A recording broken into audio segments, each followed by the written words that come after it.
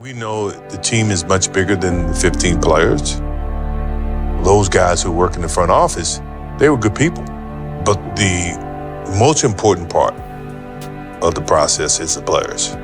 So for him to say that is offensive to the way that I approach the game.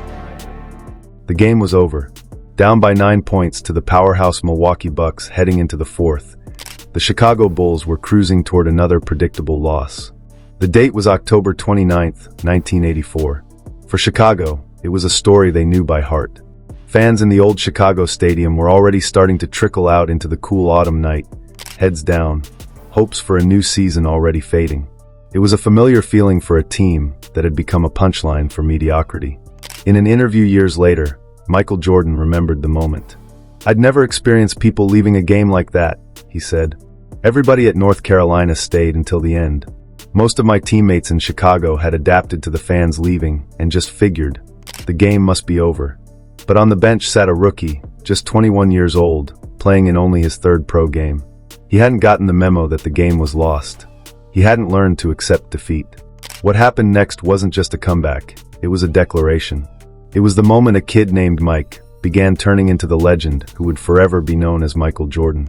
This is the story of the fourth quarter that put the league on notice and planted the seeds of a dynasty. To really get how big this moment was, you have to remember what the NBA was like in 1984. The Chicago Bulls were, to put it mildly, irrelevant. They were a forgotten franchise, floating in a sea of giants like the Celtics and the Lakers.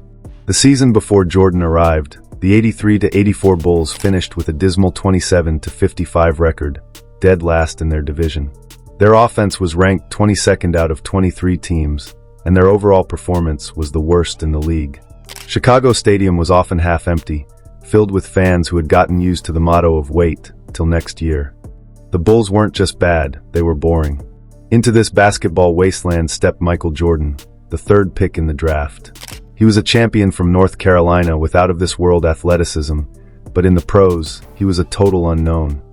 Everyone's going to have large expectations for my play, but I'm just going to set expectations for myself and go out and try to contribute and maybe not try to carry the team and just try to fit in and become as one and not just a Michael Jordan show or a Michael Jordan trying to carry the team. I would see only one problem that I could face, and that's the length of the season. The length of a professional season is 3 times the season that I just finished. So. His first 2 games were solid, but not earth-shattering.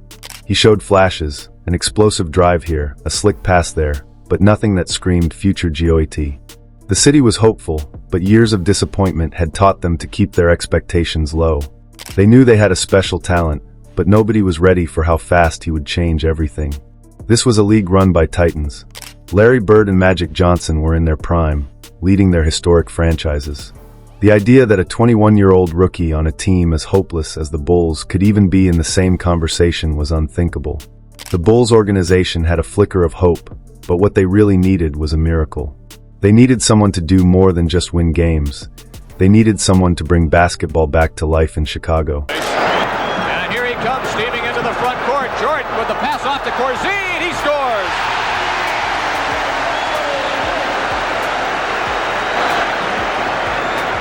They needed a savior.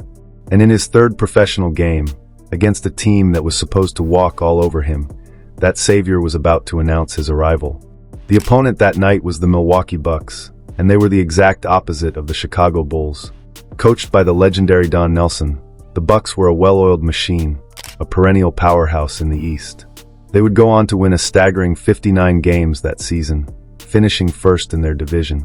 Just the year before, they had the league's best defense, a suffocating unit that took them all the way to the Eastern Conference Finals. Away, laid out for Jordan. This should be an easy 2. Kaboom! And that's what they came to see, didn't they?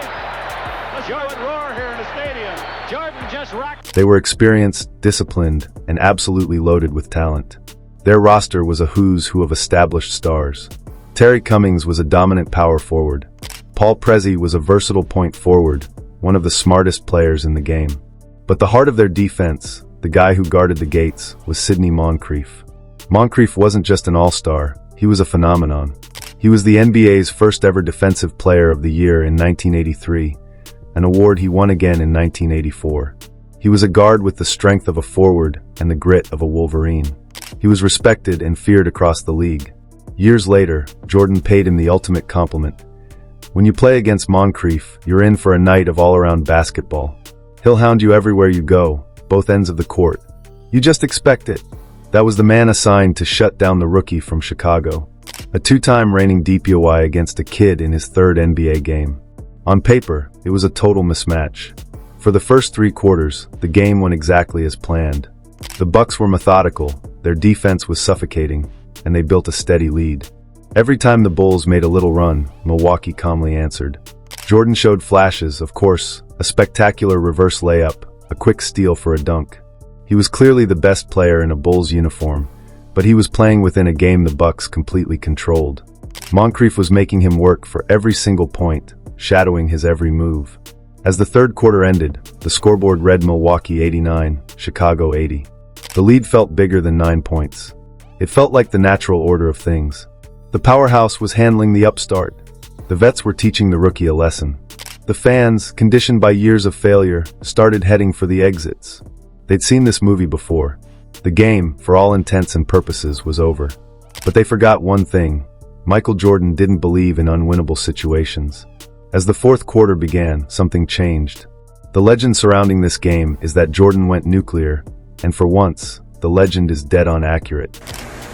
He has missed 1 out of 7, out of 8. He's only missed 1 out of 9 attempts tonight. He erupted for 22 points in the final 12 minutes. It wasn't just the number of points, it was the sheer force of will behind them. It was a 22-point onslaught that felt like 50. With his team on the brink and the crowd thinning, Jordan just took over. He stopped being a rookie playing in the offense, he became the offense. What came next was a breathtaking display of athletic genius and pure, uncut confidence. He attacked the league's best defense with a ferocity they had never seen from a first-year player. It started with a drive, a blur of red and white weaving through bigger bodies for a layup. Then a steal. With lightning-quick hands, he picked off a pass and flew down the court for a thunderous dunk that sent a jolt of electricity through the remaining crowd. The people who were leaving literally stopped in their tracks. The fans who had stayed were on their feet. He was relentless. He faced off against Sidney Moncrief, the league's defensive king, and didn't just challenge him, he overwhelmed him. There was a silky pull-up jumper that he drained with Moncrief's hand in his face. There was a ridiculous drive where he seemed to hang in the air, absorb contact from multiple defenders, and somehow finish for an and one. The Bulls have it. They can still tie it. Here's Moncrief, or Jordan driving with. Oh! Unbelievable! Unbelievable shot by Jordan. How in the world did he do that? Holy mackerel! The rookie let out a roar and a fist pump, and suddenly, the impossible felt inevitable. The Bucks were shell-shocked. Don Nelson's defensive schemes, which had baffled the entire NBA, were being taken apart by a 21-year-old. They threw double teams at him.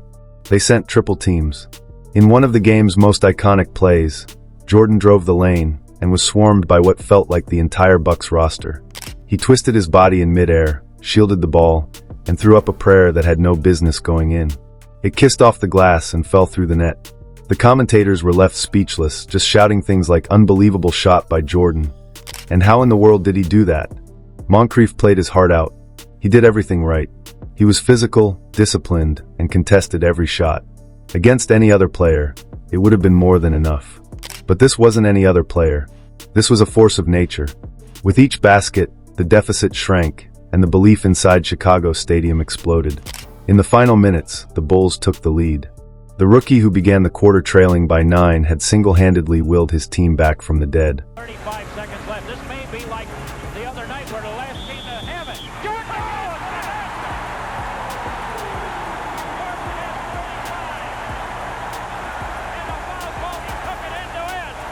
When the final buzzer sounded, the scoreboard read, Chicago Bulls 116, Milwaukee Bucks 110. The comeback was complete. The immediate aftermath was pure collective shock. The players, the commentators, and the fans who had stayed were all trying to process what they'd just seen. This wasn't supposed to happen. Rookies don't do that. Not to a team like the Bucks. Not against a defender like Sidney Moncrief. Jordan's final stat line for the night was staggering. 37 points, 5 assists, 4 rebounds, and an incredible 6 steals. It was a portrait of total dominance on both ends of the floor. He hadn't just outscored the Bucks, he had terrorized them on defense, fueling the very comeback he finished. It was his first 30-point game in the NBA, and it came against the league's most feared defense. The buzz around the league was immediate. The whispers about the kid in Chicago turned into loud conversations. Jammed that one up at rim level, and the fans showing signs of really whooping it up. Jordan in the paint. Goes for it. Gets it. Jordan with 26. While the Bulls would finish the season under .500 and get knocked out of the playoffs by these same Bucks, this game was a warning shot fired across the bow of the entire NBA. It was proof that Michael Jordan had more than just talent.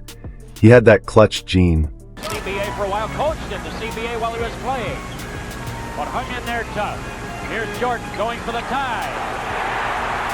And Michael Jordan with 28 points. That unbreakable will to win that separates stars from superstars and superstars from legends. This game was just the first chapter in a library of legendary moments. What's your favorite rookie MJ moment? Let us know in the comments. And if you want to explore more of these defining nights in NBA history, make sure you subscribe to the channel. When you look back at Michael Jordan's career, at all the championships, the MVPs, and the gravity-defying highlights, a regular season game in October of his rookie year might seem like a footnote. It wasn't the shot, it wasn't the flu game, but in many ways, it was just as important. It was the genesis. It was the moment the world saw the fire that would define his career. That win wasn't just a win for the Chicago Bulls. It was a turning point for the franchise and the city. It was the moment that the desperate hope for a savior became the concrete belief that they had found one. It was the night that Mike, the promising rookie, began to fade, and Michael Jordan, the inevitable force of nature, was born. Greatness isn't forged in championship parades. It's forged in the fire of hopeless fourth quarters, on a random weeknight in a half-empty stadium, when everyone else has given up. It's revealed when a rookie looks at a 9-point deficit against the best defensive team in the world and doesn't see an obstacle, but an opportunity. An opportunity to prove that the game is never over. Not as long as he's on the court.